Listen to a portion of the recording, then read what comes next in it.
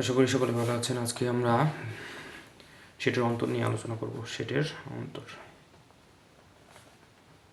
অন্তর সেটের অন্তর মানে কি? অন্তর মানে বোঝা যাচ্ছে বিয়োগ করা, বিয়োগ বা বাদ দেওয়া,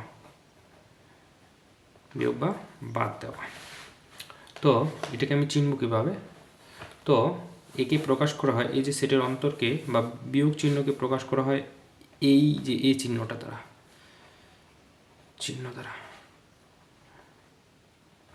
একে প্রকাশ করা হয় এই চিহ্ন দ্বারা। একে কি বলা হয়? একে বাদ বলা হয় বাংলাতে। একে কি বলা হয়? বাদ বলা হয়। এই চিহ্নকে কি বলা হয়? বাদ বলা হয়। এই যে চিহ্নটা আমি লিখলাম, এইটাই হচ্ছে সেটের অন্তর। আমরা যদি কোনো সেটের অন্তর বের করতে চাই তাহলে এই চিহ্নটা মাঝখানে বসাইতে হবে। মনে করি তো এ সেটের উপাদান হচ্ছে 1 2 3 4 দিলাম। বি আর একটা সেট দিলাম। বি সেটের মনে করেন 2 3 4 5 দিলাম। তো 2 3 4 5। আচ্ছা, এখানে যদি এর অন্তর বের করতে চাই, এ বি এর অন্তর বের করতে চাই, এ তাহলে এই যে চিহ্নটা দিতে হবে এ বি ইকুয়াল, তাহলে অন্তর বের করতে হবে। তাহলে কার কার অন্তর বের করতে? তাহলে এ এর উপাদানগুলো লিখি আগে। 1 2 3 4, এই যে বাদ চিহ্ন দিতে হবে। বি 2 3 4 5 দিলাম।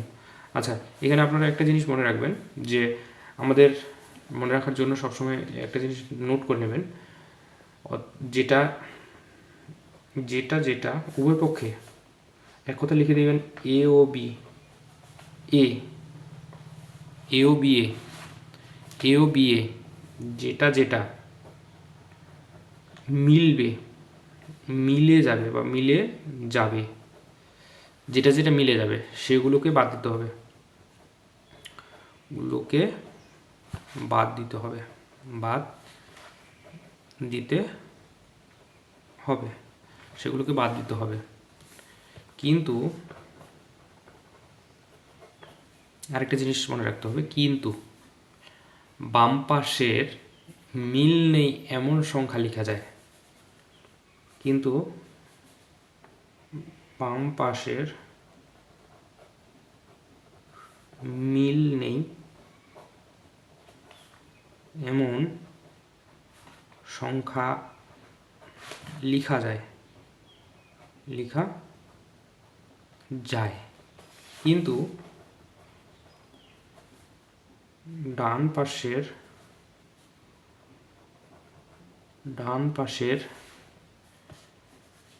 হাজার হাজার সংখ্যা থাকলেও লেখা যায় না, হাজার সংখ্যা থাকলেও কি লেখা যায় না। আচ্ছা, তো এইটুকুই বিষয়। তো আমরা যেহেতু লেখা যায় না, আমরা তাহলে এইটুকু এখন সমাধান করতে পারি। তাহলে বাম পাশের কথা বললাম, তাহলে বাম পাশে মিল নেই এমন সংখ্যা লেখা যায়, তাহলে 1টা লিখে দিব আমরা, যেহেতু এদিকে 1 নেই। 2 মিলে গেছে, বাদ 2 বাদ, 3 4 4 মিলে গেছে, বাদ।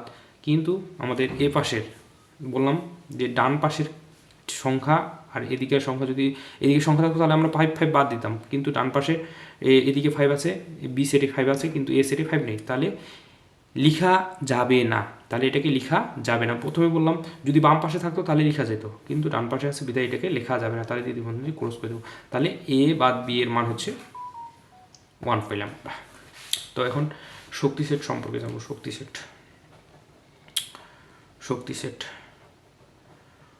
সেট। আচ্ছা, শক্তি মানে কি? শক্তি মানে হচ্ছে পাওয়ার। শক্তি মানে হচ্ছে পাওয়ার। একে কি দ্বারা প্রকাশ করা হয়? একে পি দ্বারা প্রকাশ করা হয়। কি দ্বারা প্রকাশ করা হয়? পি দ্বারা প্রকাশ করা হয়। আচ্ছা, বুঝে নেবেন, পি দ্বারা প্রকাশ করা হয়। তো এর একটা সূত্র আছে। সূত্রটা হচ্ছে কি? সূত্রটা হচ্ছে টু দি পাওয়ার n। এই যে 2 পাওয়ার n। তো এই সূত্রটা দিয়ে আমাদের অঙ্কগুলো ক্যালকুলেশন করতে হবে। আচ্ছা, পাওয়ার যদি বের করতে যাই, আচ্ছা মনে করি এ যদি একটা সেট হয়, মনে করেন এর উপাদান সংখ্যা আমি দিলাম 1 2 3 উপাদান সংখ্যা। তো এটার যদি আমরা পি অফ এ বের করতে যাই, এটাকে কিন্তু এভাবে লিখতে হয়, শক্তি সেটের ক্ষেত্রে এভাবে লিখতে হয়, পি অফ এ দিলাম, তো পি অফ এ দিলাম, তো পি অফ এ ইকুয়াল, তাহলে পি অফ এ ইকুয়াল লেখার আগে আমাদের সবসময় মনে রাখতে হবে, সবসময় দ্বিতীয় বন্ধনী দিতে হবে আগে একটা, তারপর যে সংখ্যাগুলো আছে ওই সংখ্যাগুলোকে আবার দ্বিতীয় বন্ধনী দিয়ে ভরাট করে রাখতে হবে। এই যে 1 2 3, প্রথমত 3টা সংখ্যাই নিতে হবে, তারপরে একটা কমা চিহ্ন দিতে হবে, তারপরে মনে রাখতে হবে সবসময় এটা করার নিয়ম হচ্ছে প্রথমটার সাথে দ্বিতীয়টা কমা দিলাম, তারপরে দ্বিতীয় বন্ধনী দিলাম প্রথমটার সাথে দ্বিতীয়টা, তারপরে প্রথমটার সাথে তৃতীয়টা কমা দিলাম, দ্বিতীয় বন্ধনী দিলাম প্রথমটার সাথে, দ্বিতীয় বন্ধনী সবসময় হবে প্রথমটার সাথে তৃতীয়টা। এখন কি প্রথমটার সাথে তৃতীয়টা হয়ে গেল, এখন দেখেন এটার কাজ শেষ, এটার কাজ শেষ, এখন এটার পালা, এটা দিয়ে কাজ করলাম, এটার পালা, এখন 2 এর পালা, তাহলে কমা দিয়ে দিব, দ্বিতীয় বন্ধনী দিব আবার, তাহলে 2 আর 3, তাহলে 2 3, দ্বিতীয় বন্ধনী ক্লোজ করে দিলাম, কমা দিলাম, এখন 2 3 হয়ে গেল, 2 3 কাজ শেষ। এখন দেখেন আর কিন্তু এদিকে কোনো সংখ্যা নেই, তাহলে নেই মানে কি, এখন আমাদের কি করতে হবে, প্রতিটাকে একবার করে লিখতে হবে দ্বিতীয় বন্ধনী দিয়ে, তাহলে 1 দিলাম একবার, কমা দিলাম, 2 দিব একবার, কমা দিলাম একবার, 3 দিব। যখন আমরা প্রতিটাকে একবার করে লিখে দিলাম, লিখে দেওয়ার পর আমাদের সর্বশেষে যে কাজটা করতে হবে, সর্বশেষে যেহেতু আর বাকি নেই সেই জন্য আমাদের একটা ফাঁকা শেড নিতে হবে। ফাঁকা শেড লেখার নিয়ম হচ্ছে এইভাবে দিয়ে একটা দাগ দিতে হবে, মানে নিচের দিকে আসবে। তো এটাকে এই যে আমরা প্রথমে একটা ব্রেকেট নিয়েছিলাম, এই ব্রেকেটটা ক্লোজ করে দিতে হবে দ্বিতীয় বন্ধনীতে, তো এইভাবেই আমাদের মনে রাখতে হবে। আচ্ছা, এখন উপাদান সংখ্যা যদি নির্ণয় করতে যাই, মনে করেন এখানে উপাদান সংখ্যা বের করতে গেলে দেখেন এখানে হচ্ছে 3টা উপাদান ছিল, এই সেটের উপাদান ছিল 3টা, আমাদের সূত্রটা কি ছিল, টু দি পাওয়ার n, উপাদান যদি 3 হয় দেখেন তো, তাহলে আমরা যদি n এর মান n ইকুয়াল কত 3 হয়, তাহলে n এর মানটা যদি আমরা বসাই টু দি পাওয়ার n, এখানে যদি 3 বসাই তাহলে কি হয় দেখেন তো, এখানে 3টা 2 আছে, তাহলে 2 গুণ 2 গুণ 2, তাহলে ইকুয়াল হচ্ছে 2 দুগুণা 4, 4 দুগুণা হচ্ছে 8, তাহলে পাবো আমরা কয়টা, 8টা পাবো। তাহলে টু দি পাওয়ার n এর মান কত পাবো, 8টা পাবো, তাহলে আমরা বলতে পারবো যে এর পাওয়ার হচ্ছে 8, এর পাওয়ার হচ্ছে 8। তাহলে এই যে এ সেটের উপাদানগুলো পেলাম, পি অফ এ ইকুয়াল হচ্ছে 8 পাবো আমরা। দেখেন তাহলে দেখেন 8টা উপাদান পাইছি, তো 1টা 2টা 3টা 4টা 5টা 6টা 7টা, এই যে 8টা, ঠিক আছে, এইটুকুই হচ্ছে অ্যান্সার আপনার। এটাকে সাধারণ গণিতে আমরা একটা জিনিস শিখেছি, বাস্তব সংখ্যা পড়েছি, সাধারণ গণিতে যে বাস্তব সংখ্যা পড়েছি সেখানকার আমরা জানি যে এই যে বড় হাতের এনটা ছিল, এন ইকুয়াল কী জানি আমরা, বলেন তো, এন ইকুয়াল জানি হচ্ছে স্বাভাবিক সংখ্যা, স্বাভাবিক সংখ্যা, এন ইকুয়াল হচ্ছে স্বাভাবিক সংখ্যা, এন ইকুয়াল স্বাভাবিক সংখ্যা। আচ্ছা, স্বাভাবিক সংখ্যা কোনগুলো বলেন তো, তাহলে এন ইকুয়াল আমরা বলতে পারবো 1 থেকে যতদূর পর্যন্ত আছে, এই যে 1 2 3 4 5 6, এই dot dot dot dot extra, এগুলো হচ্ছে সবগুলি কি সংখ্যা, স্বাভাবিক সংখ্যা, যতগুলো সংখ্যা আছে স্বাভাবিক সংখ্যা। তো এখন আমাদের জানতে হবে জেড ইকুয়াল কি, আমরা আরেকটা জিনিস জানি যে জেড ইকুয়াল কি, বড় হাতের জেড, তো জেড ইকুয়াল কি জানি আমরা, জেড ইকুয়াল জানি আমরা পূর্ণ সংখ্যা, এটা স্বাভাবিক সংখ্যা, জেড ইকুয়াল কি জানি, এই যে জেড ইকুয়াল হচ্ছে পূর্ণ সংখ্যা। আচ্ছা, পূর্ণ সংখ্যা মানে কি বলো তো, পূর্ণ সংখ্যা মানে হচ্ছে আমরা জানি 0 থেকে সকল ঋণাত্মক সংখ্যা এবং 0 থেকে সকল ধনাত্মক সংখ্যাই হচ্ছে পূর্ণ সংখ্যা। কি বললাম, শূন্য সহ, আমরা লিখি যদি শূন্য সহ সকল ধনাত্মক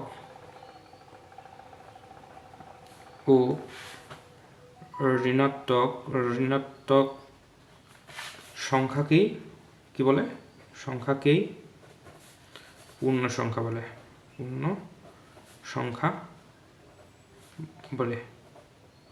তাহলে পূর্ণ সংখ্যা বলে, তাহলে আমি কীভাবে চিনব, তাহলে আমরা যদি লিখি জেড ইকুয়াল, এই যে ধনাত্মক পূর্ণ সংখ্যা আগে 0 দেন, 0 দিয়ে দিলাম, এ পাশে 1 2 3 প্রতিটা কমা দিতে হবে, 4 ডট ডট ডট ডট দিয়ে দিলাম, এগুলো প্লাস মান, ডান দিকে প্লাস মান আর এদিকে যদি প্রকাশ করি তাহলে -1 -2 -3 -4 ডট ডট ডট ডট দিয়ে দিলাম এরকম স্ট্যাচটা।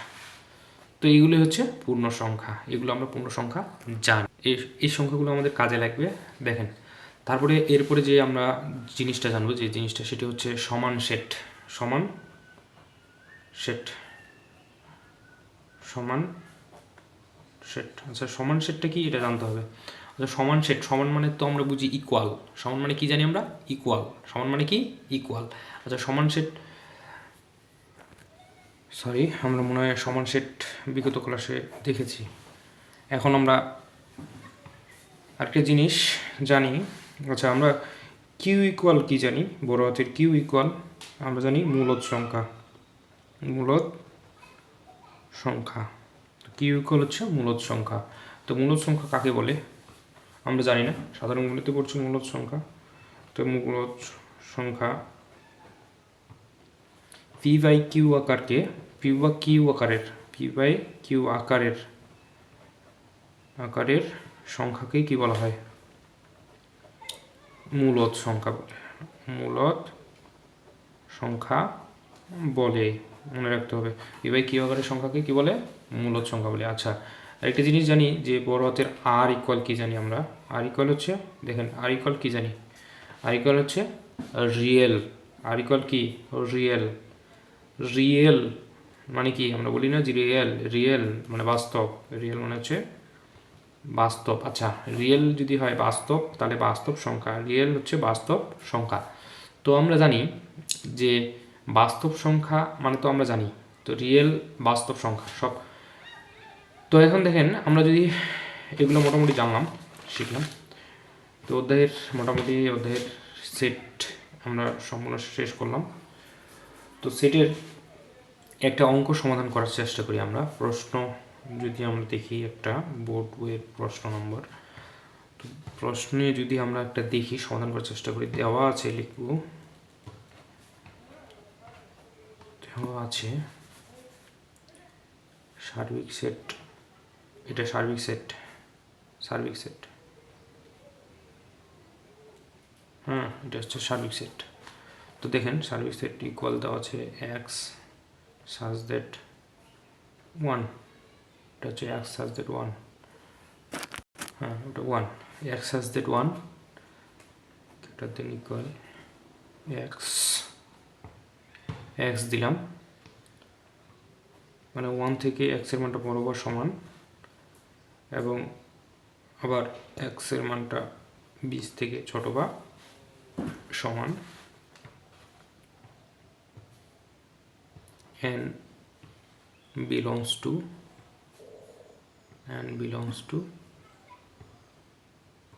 z, এটা একটা দেওয়া আছে বিলংস টু, তারপরে আমাদের মানগুলো দেওয়া আছে। এ ইকুয়াল দেওয়া আছে, এ ইকুয়াল মনে করেন দেওয়া আছে এক্স সাজ দ্যাট এক্স, লিখি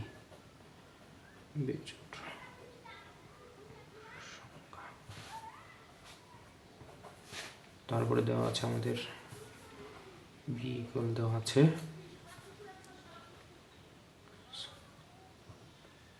এটা হচ্ছে মৌলিক সংখ্যা দেওয়া আছে।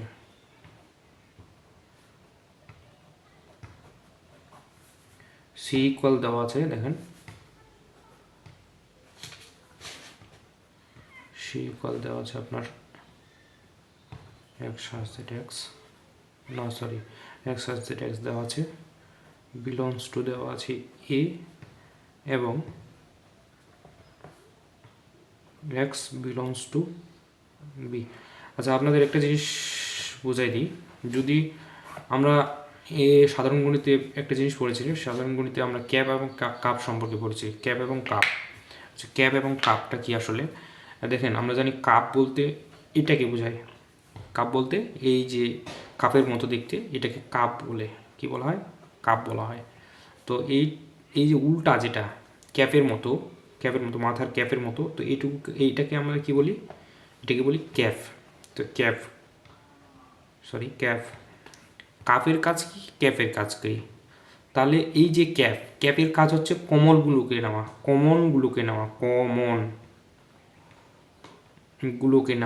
আর ক্যাফের কাজ কি, এই যে ক্যাফের কাজ হচ্ছে কমনগুলোকে নেওয়া, আর কাফের কাজ কি, কাফের কাজ হচ্ছে কমন আনকমন উভয় নেওয়া, কমন আনকমন, কমন যাবে যেটা ওটাকেও নিতে হবে, আনকমন যেটা ওটাকেও নিতে হবে, বুঝা গেছে? তাহলে ক্যাপ এবং কাপ কখন বসে, এটাকে মনে রাখতে হবে, মাথায় রাখতে হবে। ক্যাপ এবং কাপ কখন বসে, আমরা জানি সাধারণত ক্যাপ এবং কাপ কখন বসে যদি আমাদের এবং থাকে, এই যে ক্যাফের ক্ষেত্রে যদি এবং থাকে, এবং থাকলো, মনে করেন এই যে জায়গাটাতে এবং আছে, তাহলে এই জায়গাটাতে আমরা কি বসাবো, এই যে এই জায়গাটাতে এবং আছে না, এই জায়গাটাতে এবং, তো এই জায়গাটাতে এবং এর পরিবর্তে আমরা কি বসাবো, ক্যাপ চিহ্ন বসাবো, এই যে ক্যাপ চিহ্ন।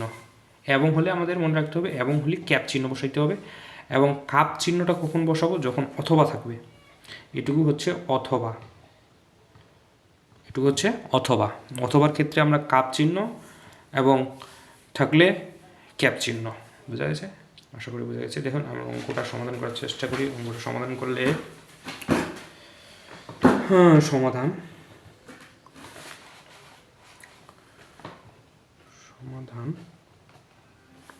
দেখেন, তো আমাদের এ এর যদি মান বের করি আগে, এ এর ক্ষেত্রে কি বলছে, এই প্রশ্নটা আমাদের এ ইকুয়াল দেওয়া আছে এক্স সাজ দ্যাট এক্স বিজোড় সংখ্যা।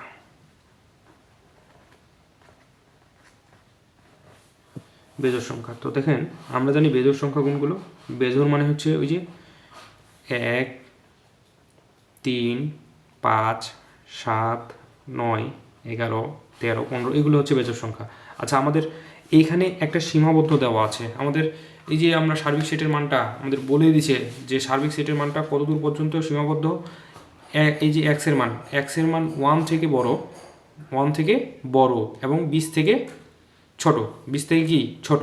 তার মানে এখন দেখেন এখানে একটা প্রশ্ন দেওয়া আছে। প্রশ্নটা হচ্ছে আপনাদের জানতে হবে, এই যে আমরা জানি যে 1 থেকে, এই যে আমরা এর আগে আলোচনা করছিলাম যে 1 থেকে ছোট মানে 1 থেকে বড়, মানে এই যে চিহ্নটা এক্সের মানটা 1 থেকে বড়।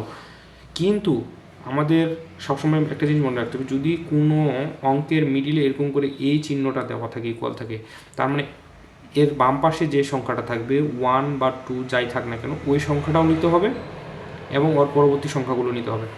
এবং ডান পাশেও যদি ওই সংখ্যাটা থাকে, এক্স মিডিলে থাকার পর এ পাশে যদি থাকে, সাপোজ এখানে দেখেন আমি ভালো করে বোঝাই। তো মনে করেন এখানে আপনার দেওয়া আছে 1 greater than equal x greater than equal 20।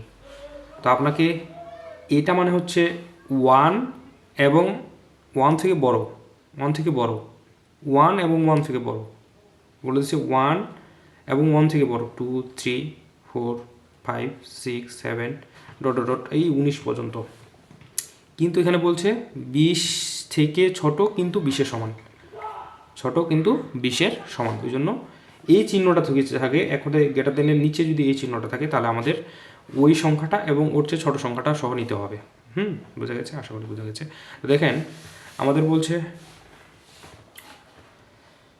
আমরা দেখি বেজোড় সংখ্যা মানে আমরা যেহেতু বলে দিচ্ছি এখানে সংখ্যাটা বলেছি 1 এবং 1 থেকে বড় এবং 20 এবং 20 থেকে ছোট সংখ্যাগুলো নিতে হবে, তাহলে 19 পর্যন্ত। তাহলে আমরা যদি লিখি 11, 13, 15, 17, তাহলে 19 পর্যন্ত পাচ্ছি। আমরা কি পাচ্ছি না? দেখেন তাহলে আমরা লিখতে পারবো 1, 3, 5, 7, 9, 11,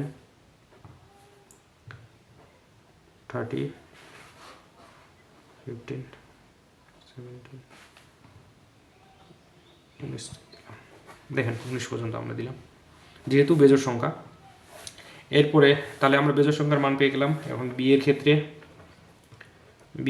কি দেওয়া আছে দেখেন, বিয়ের ক্ষেত্রে যদি আমরা দেখি, তাহলে বিয়ের ক্ষেত্রে কি হবে, এই ক্লিয়ারতে বিয়ের ক্ষেত্রে আমাদের মৌলিক সংখ্যা বের করতে বলছে। সংখ্যা, আচ্ছা মৌলিক সংখ্যাটা কি জানি আমরা, মৌলিক সংখ্যা যে সংখ্যাগুলোকে গুণ করলে মিলে না, গুণ করে মিলানো যায় না। আমরা এটা মৌলিক সংখ্যা মানে জানি আমরা যে সংখ্যাগুলোকে গুণ করলে মিলানো যায় না বা গুণ করে মিলানো যায় না, এটা লিখে রাখবেন। যে সংখ্যাগুলোকে সংখ্যাগুলোকে গুণ করে মিলানো যায়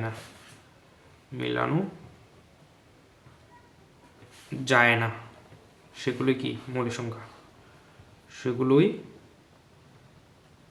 মৌলিক সংখ্যা সেগুলো হচ্ছে মৌলিক সংখ্যা। গুণ করে মেলানো যায় না এমন কি সংখ্যা গুণ করে মেলানো যায় না এমন সংখ্যা হচ্ছে, আচ্ছা 2 যদি হয় একটা, এটা তো আমরা জানি 2, তারপর 3কে আপনি গুণ করেন, তারপরে 5, 7, তারপরে 11, তারপরে হচ্ছে এই যে 13, 17, 19। দেখেন এই সংখ্যাগুলোকে আমরা কিন্তু গুণ করে মিলাতে পারবো না এক ছাড়া। আমরা এইভাবেও জানি বলতে পারি যে সংখ্যাগুলো ভাঙলে এক ছাড়া অন্য কোনো সংখ্যা পাওয়া যায় না, ওইটাকে আমরা মৌলিক সংখ্যা সাধারণ নিয়মে আমরা জানি।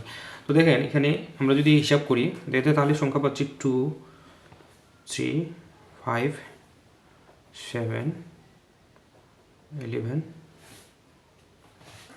9 কিন্তু হয় না, কারণ 9কে ভাঙানো যায় 3 গুণ 3 দিয়ে, 9 কিন্তু হয় না, 3 গুণ 3 দিয়ে আমরা ভাঙাইতে পারি এটা। তো 11, 5, 15 কিন্তু হয় না, 5 3 15 হয়ে যায়, 13, 17, 19, যেহেতু 20-এর মধ্যে সীমাবদ্ধ আমাদের এইভাবে নিতে হবে। তাহলে আমরা এই ক্ষেত্রে মৌলিক সংখ্যা পেয়ে গেলাম। আমাদের সিএ কি বলছে, সিএ আমাদের বলছে, সি এর ক্ষেত্রে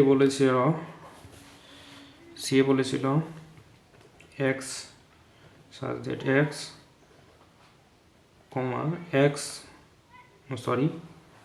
such that x belongs to a এবং দেওয়া আছে, দেখেন এবং কিন্তু দেওয়া আছে, এবং কখন ব্যবহার করব আমরা, আচ্ছা ওটা আছে, তাহলে এ দিলাম এবং দিলাম x belongs to b bracket close. তাহলে এখন দেখেন আমরা ক্যাপের ক্ষেত্রে বললাম না যে ক্যাপের ক্ষেত্রে এটা কি, ক্যাপের ক্ষেত্রে ক্যাপ মানে কি, এই যে উল্টা পাশে টুপির মতো, তাহলে উল্টা পাশে টুপির মতো যখন আমাদের এবং থাকবে তখন উল্টা পাশে টুপি ব্যবহার করতে হবে। তাহলে এ পাশে আছে এ, যে ক্যাপ, তারপরে কি বি, তাহলে এ ক্যাপ বি, তাহলে এর আমরা মান পাইছিলাম, বি এরও আমরা মান পাইছিলাম। আচ্ছা ক্যাপের নিয়ম কি, ক্যাপের নিয়ম, তাহলে ক্যাপের নিয়ম হচ্ছে কমনগুলো নিতে হবে, কি নিতে হবে, কমনগুলো নিতে হবে। তাহলে ক্যাপের নিয়ম হচ্ছে উভয় পক্ষ থেকে কমনগুলোকে নিতে হবে। তাহলে দেখেন এখান থেকে ছিল আমাদের এ এর মান ছিল 1, 3, 5, 7,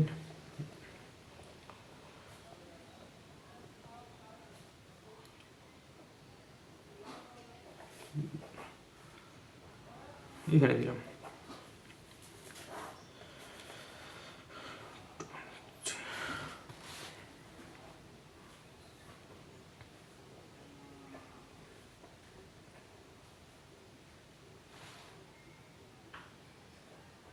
সরি এখানে ডবল হয়ে গেছে।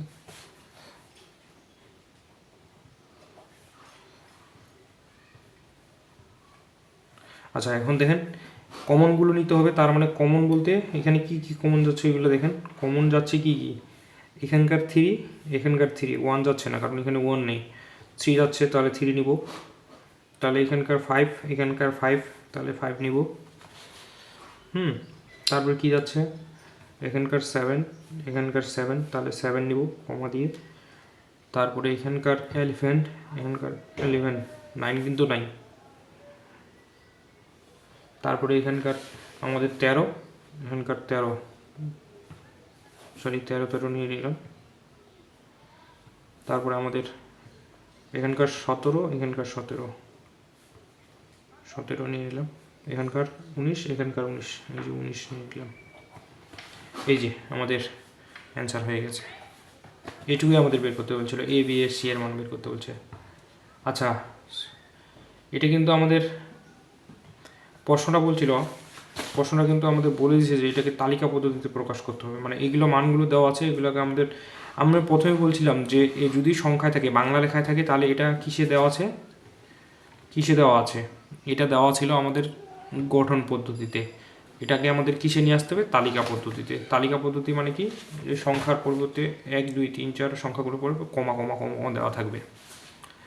তো এটুকুই, ঠিক আছে, ভিডিও অনেক বড় হয়ে যাবে। এরপরে আমরা ফাংশন নিয়ে আলোচনা করব।